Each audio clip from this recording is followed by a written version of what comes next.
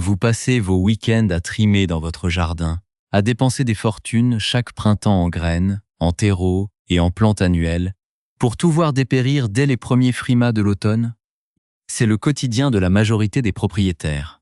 Un cycle sans fin où l'on échange son temps et son argent contre un décor éphémère, en recommençant à zéro chaque année. Mais imaginez un instant, une approche radicalement différente pour l'aménagement de votre cour ou de votre terrain. Imaginez investir une seule fois pour créer un espace qui se bonifie avec le temps, gagne en valeur esthétique et structurelle, et travaille pour vous pendant que vous dormez. C'est exactement ce que permettent les aménagements pérennes et durables, l'équivalent d'un revenu passif pour votre aménagement paysager. En posant des bases solides et en choisissant des végétaux durables, vous transformez votre terrain en un actif patrimonial qui s'embellit d'année en année, sans vider votre compte en banque. Un massif bien pensé gagne en maturité, une allée bien drainée traverse les décennies, et des variétés fruitières ou potagères vivaces continuent de nourrir visuellement et gustativement votre famille sur plusieurs générations.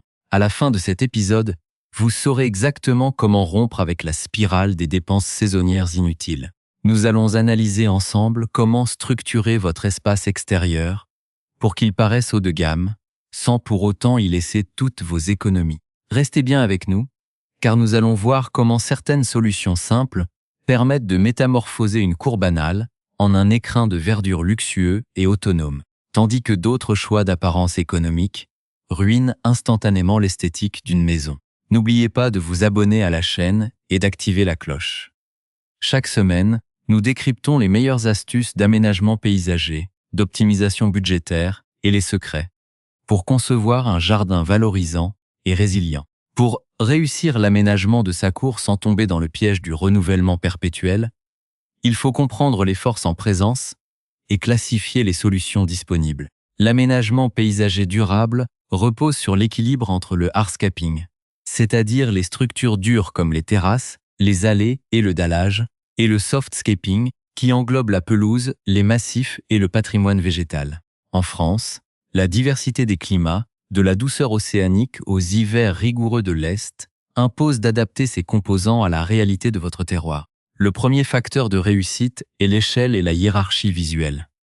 Une erreur fréquente consiste à multiplier les petits éléments isolés, ce qui rétrécit l'espace et crée une impression de désordre bon marché. Pour le végétal, la distinction majeure se fait entre les plantes annuelles, qui meurent après une saison, et les plantes pérennes ou vivaces, qui s'enracinent pour des décennies. Intégrer des végétaux structurels comme des arbustes à baies, des arbres fruitiers ou des légumes perpétuels permet de créer une ossature permanente. Ensuite, la lumière et l'exposition guident le choix des matériaux et des essences.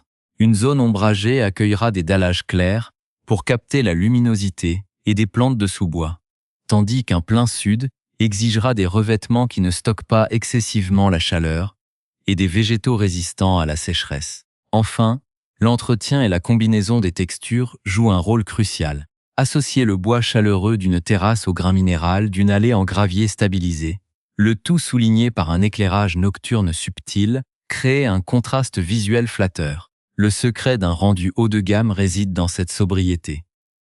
Utilisez un catalogue restreint de matériaux locaux et de plantes adaptées au sol plutôt que de vouloir tout collectionner. Analysons maintenant ce qui fait cruellement défaut dans les projets qui font cheap ou qui vieillissent mal. La première erreur flagrante concerne le dallage et les allées. L'utilisation de pavés ou de dalles premier prix en béton suspendu, posées à la va-vite sur un lit de sable sans décaissement sérieux ni géotextile. En 2 saisons à peine, sous l'effet des cycles de gel et dégel typiques de nos hivers, les dalles bougent, l'herbe colonise les joints et l'ensemble prend un aspect négligé qui dévalue immédiatement la maison. Côté terrasse, le piège classique est l'achat de bois de classe insuffisante ou de composites bas de gamme qui se décolorent, se voilent au soleil d'été et deviennent glissants et verdâtres dès l'automne. C'est ici que l'économie initiale se transforme en gouffre financier puisqu'il faut tout refaire après 5 ans. Concernant les massifs et la gestion de l'intimité, la pire approche visuelle est l'alignement monotone de tuyasses ou de laurier-palme d'un verre plastique, planté trop serré.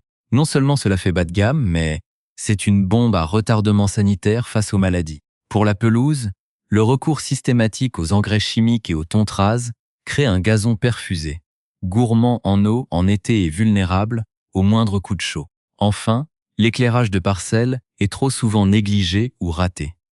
L'accumulation de petites bornes solaires en plastique blanc planté le long de l'allée produit une lueur blafarde digne d'une piste d'atterrissage miniature. Cela manque cruellement de subtilité et gâche la perspective nocturne en éclairant le vide plutôt qu'en mettant en valeur les arbres ou l'architecture. Pour concevoir un espace valorisant sans exploser son budget en euros, il faut procéder avec méthode et respecter l'ordre naturel des travaux.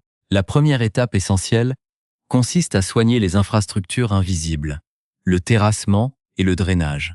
Avant de poser le moindre pavé ou de planter quoi que ce soit, assurez-vous que l'eau s'évacue correctement loin des fondations de la maison.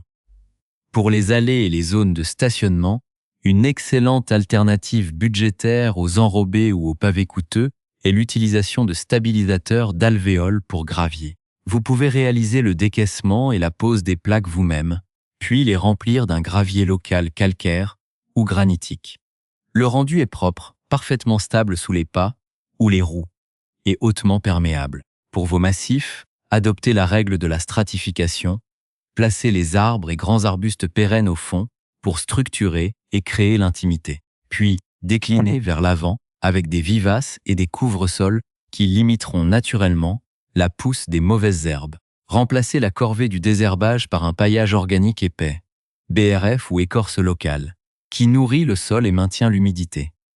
Quand faut-il faire appel à un professionnel? Pour la maçonnerie paysagère d'envergure, la pose d'une terrasse en grès cérame sur plot ou les raccordements électriques complexes de l'éclairage de jardin. En revanche, la plantation, la pose des bordures souples en acier Corten qui donne une finition haut de gamme très nette pour un coût dérisoire et l'installation d'un réseau d'arrosage goutte à goutte sont parfaitement accessibles en mode faire soi-même. En résumé, concevoir un extérieur qui respire la qualité et traverse le temps demande simplement de troquer les dépenses impulsives contre des investissements structurels intelligents. Ne cherchez pas à tout faire en un seul printemps.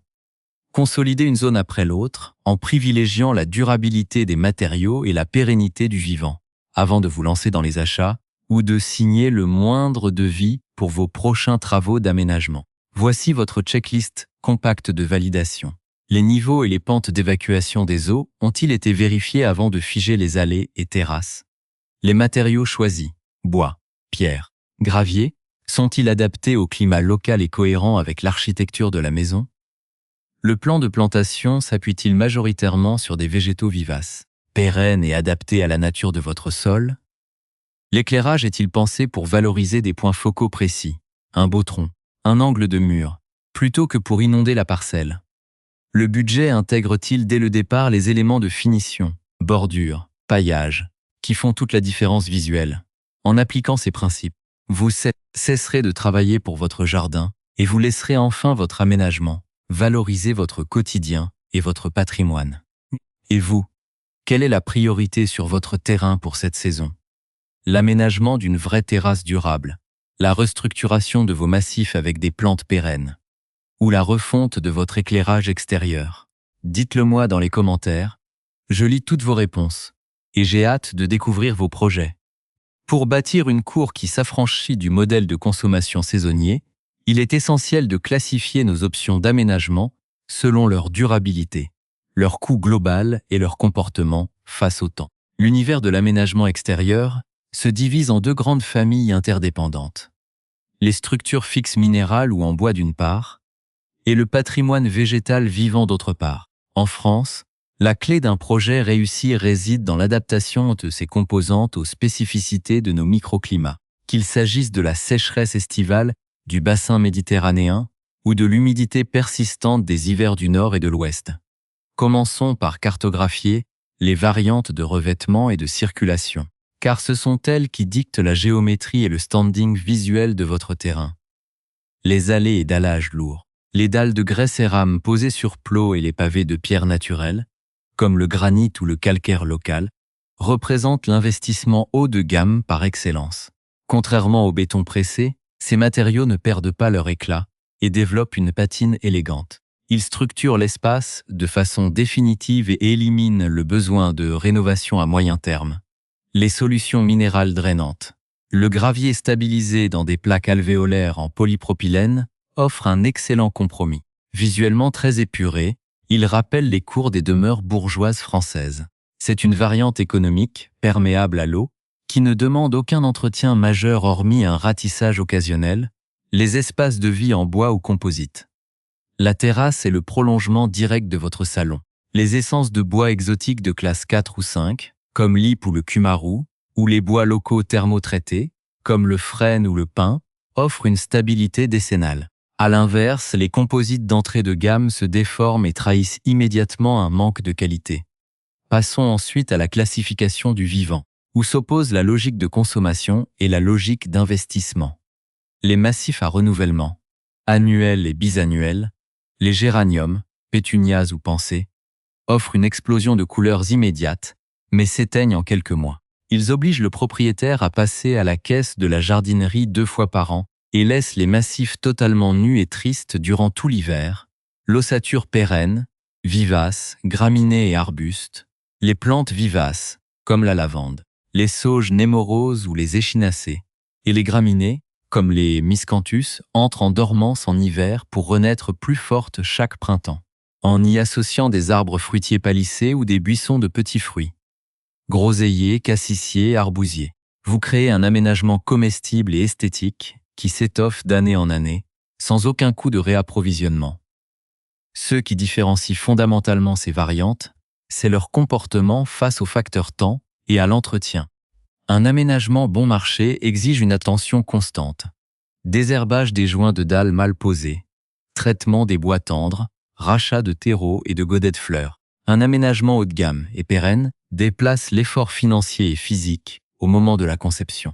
Une fois les structures posées sur un sol stable et drainé, et les végétaux vivaces installés sous un paillage organique épais, la cour entre en mode d'autonomie visuelle. Le paysage travaille pour vous, gagne en densité, et l'entretien se résume à une taille de propreté à la fin de l'hiver. Entrons maintenant dans le vif du sujet, avec une analyse visuelle sans filtre de ce qui sépare une cour au rendu prestigieux d'un aménagement qui fait bas de gamme. Le diable se cache dans les détails, et le choix de certaines solutions d'apparence économique ruine instantanément l'esthétique générale d'une maison en France.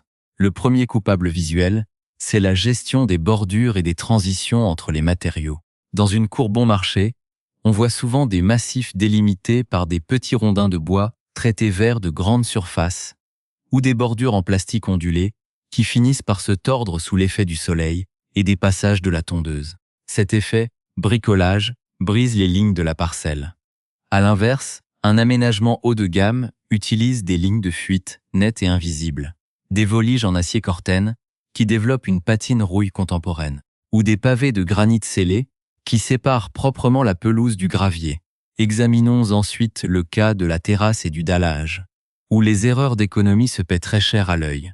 L'erreur typique est la pose de dalles de béton gris imitation pierre sur un sol mal préparé. Visuellement, ces matériaux manquent de nuances de texture, retiennent les taches de graisse des barbecues et verdissent à la moindre exposition à l'humidité automnale. Dès la 2e année, le tableau est saisissant. Les dalles s'affaissent par endroits, créant des flaques d'eau stagnantes, et les mauvaises herbes colonisent les écartements. Pour obtenir un effet visuel texturé et chaleureux sans vider son compte en banque, la variante du gravier calcaire de pays associé à des pas japonais en vraie pierre naturelle crée une ambiance de bastide ou de longère instantanée, très valorisante. Un autre point noir esthétique concerne la quête obsessionnelle d'intimité immédiate.